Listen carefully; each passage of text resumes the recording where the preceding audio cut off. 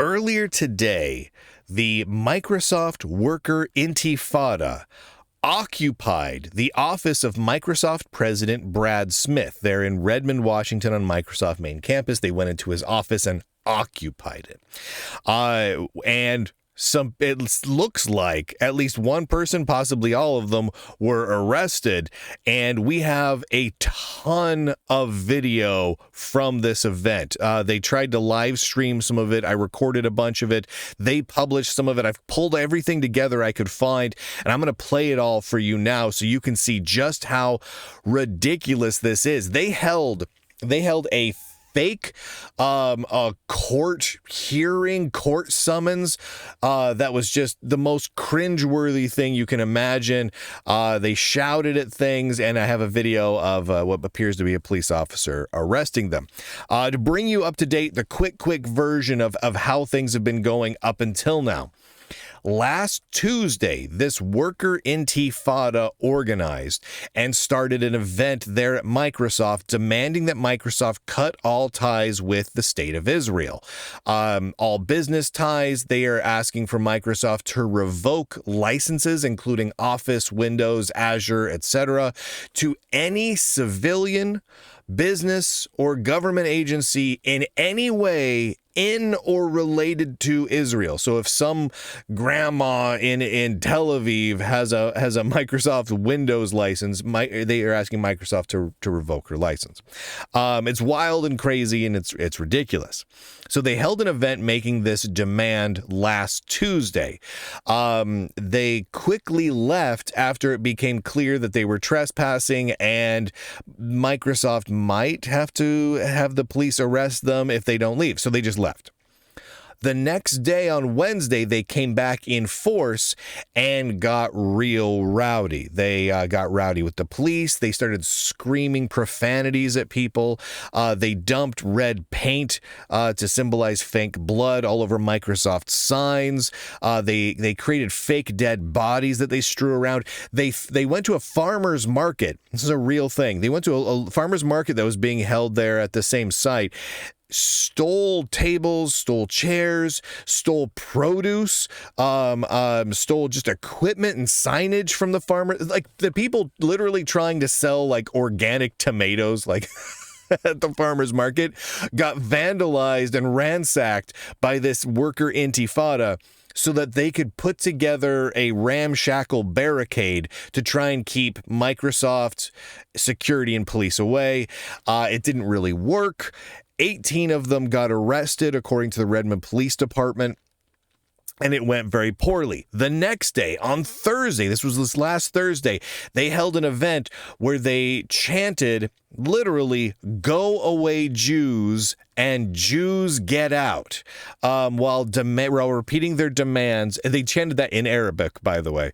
While repeating their demands that Microsoft cut all ties with anything that even seemed Israeli-ish or had a Star of David on it, and they made it very clear that they would not stop until Microsoft did not have Jewish employees. They just made that very clear. On Sunday, then they took like 2 days off because they'd been busy, right? Friday and Saturday, they didn't do a whole heck of a lot. On Sunday, they rented a bunch of kayaks, and they got some Palestinian flags together and signage that said "Microsoft kills kids" and "Satya and Brad war criminals," referring to Satya Nadella, the CEO, and Brad Smith, the president of Microsoft. And they floated their rented kayaks on Lake Washington, which is a lake in Western Washington, kind of near Seattle there. A lot of very wealthy people live in that area. And they kayaked over to Brad Smith's house, which is on Lake Washington. So they started to try and invade his house on kayak. Then today, they pull themselves together, a small group of this worker Intifada. They break into Brad Smith, the president of Microsoft's office, and begin live streaming their occupation of the office. And I'm going to play for you some of the video clips. I just started posting these a few minutes ago over on X, and I'm just going to play these clips that I've got here for you now. We are here to deliver our demands because they have been refusing to answer all of our demands to end their complicity. We are here to Okay. All right. They're refusing to answer. We're here to give you our demands. You're refusing to answer our demands. All right. Here's part two. Here's part two. We are not leaving until you are forced to confront the crimes that you are enabling. We are not leaving. They are not leaving. They are not leaving. And then, okay, here's a speech here from one of the ladies involved, and this is in Brad Smith's office. Hi everyone, I'm Vanya, a former Microsoft worker. I am here in the executive building in Brad Smith, the president of Microsoft's office, with current Microsoft workers, former Microsoft workers, and other tech workers. And we are here to demand a meeting with Microsoft executives. We are here to deliver our demands because they have been refusing to answer all of our demands to end their complicity in the genocide in Gaza. Microsoft is complicit in Israel's genocide and forced starvation of hundreds of thousands of Palestinians in Gaza. Okay, so they're demanding that Microsoft executives have a meeting with these people, right? Oh, why wouldn't Microsoft have meetings with these very reasonable people who dump fake bloods all over their signage, throw fake bodies around, and chant, "Go away, Jews," in Arabic? Now, again, these people are not just making political statements. They're specifically saying that the Jews need to get out of Microsoft. It's not.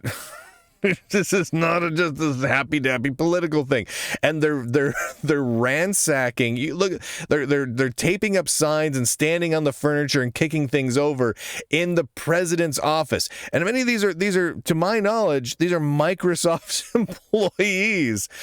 I can't imagine them being Microsoft employees for all that much longer, but I can't imagine why the executives don't want to talk to these people. Holy heavens, just crazy. Here's another clip here. The People's Court summoned. Okay, I got to set you guys up on this one. This one is perhaps the most cringeworthy thing I've seen in a long time. You can see outside of the window here, several police officers gathering because they're watching, and security guards, and then the group of the worker Intifada are sitting in a weird little circle, and they're holding a fake workers' court thing where they're doing a workers' summons of Brad Smith as if this means something. Here we go. People's Court summons Bradford Lee Smith, goofy ass name by the way, on charges of crimes against humanity. Bradford Lee Smith. Are you sure that's not a joke? The People's Court hereby summons you for the following crimes. 1. Complicity in genocide. 2. Enabling war crimes. 3. Involvement in ethnic cleansing. 4. Abetting forced starvation. 5. Assisting in kidnap and torture. You are required to appear in the People's Court no later than today, August 26, 2025. Failure to appear will result in increased escalations against yourself and all Microsoft executives. That's Dated right. August 26, 2025. Signed, your workers! Okay, I'm sorry that you had to hear that. That was ridiculous. So they're saying flat out they're going to escalate. And this has been their messaging all along, that we're going to escalate. We're going to escalate. And they do keep escalating. And I think it's important to bear in mind what they mean by escalate. So they've declared themselves an intifada, right? The word intifada is being used right now to mean specifically in the context of the Palestinian people, Hamas, right? The Hamas, the duly elected government of Gaza, Hamas, they use the word Intifada to talk specifically about violent uprising in order to kill Jews. That's how they use that. And in fact, this worker Intifada on their event on Thursday had signage glorifying the murder and disemboweling of Jews. And then they chanted in Arabic, "Go away, Jews." This is pretty intense stuff. And they're specifically talking about escalating so that they cannot be ignored and escalating with violence. The next step for them, if they're really escalating, is more physical attacks. I mean, that's really what they're talking about here. So I am assuming, if I'm Microsoft watching this, if I'm the police department watching this, I'm assuming that all of these people are threatening to murder both the Microsoft executives and all of the Jewish people that work at Microsoft. I'm assuming that's what they're saying here. Let's go. I've got two more short little clips, just a few seconds long. Brad Smith, you're a liar! Brad Smith, you're a liar! You set Palestine on fire! You set Palestine on fire! Brad Smith, shame on you! Brad Smith, shame on you! Yeah. Those sorts of chants are very annoying, by the way. I'm playing them for you for the interest of posterity, but boy, howdy, are they annoying. And again, this is not, I'm not doxing anyone here. These individuals all filmed this and they wanted people to see this. They published this. I'm just grabbing it and posting it. That's right.